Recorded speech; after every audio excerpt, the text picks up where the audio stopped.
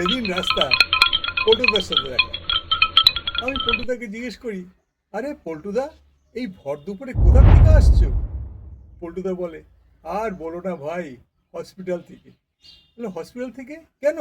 কি ব্যাপার, কি হয়েছে, কার কি হয়েছে? আরে কার কিছু হয়নি, তোমার বৌদির বাচ্চা হয়েছে। বাহ, সে তো খুব আনন্দ, খুব সুখের কথা। আর সেখানেই তো গন্ডগোল। ওটিতে ঢোকাচ্ছে যখন আমি নার্স ম্যাডামকে বললাম, ম্যাডাম, যদি ছেলে হয় নাম দেবেন পেঁয়াজ, আমি রাখবো আর কি।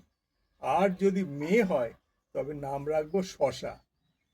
আমি তো বাইরে বসে আছি, বুঝলে। তো কিছুক্ষণ পর ম্যাডাম, নার্স ম্যাডাম বেরালো। বেরিয়ে আমাকে বলে, কনগ্র্যাচুলেশন। বললাম, কেন?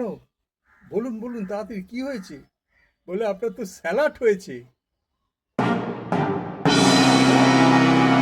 স্যালাড হয়েছে মানে তো বুঝলাম না। আরে বুঝলে না, যমজ যমজ, একটা ছেলে একটা মেয়ে।